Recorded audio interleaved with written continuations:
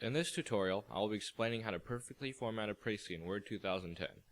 Steps will be similar in other versions of Word. General tips. Margin should be 1 inch, and indent ½ inch. Everything is double-spaced. The font never changes, nor does its size. There is no space in English 3AP between the 3 and the AP. In the top right corner, the Précis needs to have the author's last name and the page number. To add page numbers the typical way, one will usually click Insert Header, or click in the top margin and type in one's last name and 1. This method may work for one-page assignments, but will not suffice for multi-page ones, since that would be plastered on every page regardless of the page count.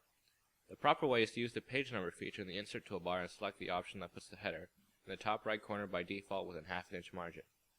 After the page number has been added, simply tack on the last name and each page will update itself.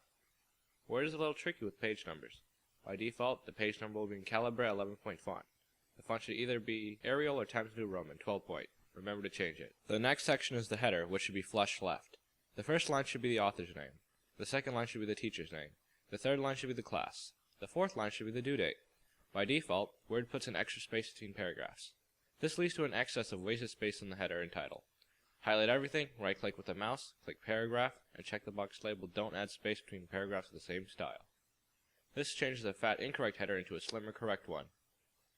The first line of the title should be Title of the Reading Précis. The second line should be in the form of Mode, insert mode here. For the actual content of the essay, I can't help you. The final part of the Précis is the citation. Simply clicking on the bottom margin of a page will suffice, or clicking footers in the Insert toolbar.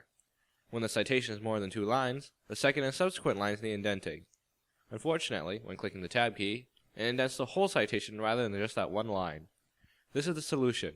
Separate the 2 lines by clicking Enter at the end of the first line. Go to the Page Layout toolbar and indent ½ an inch at the beginning of the second line. Voila, a perfectly spaced citation. So after reading this tutorial, I hope you have learned how to get a full score on MLA formatting for your English 3AP Précis for Mrs. Duff.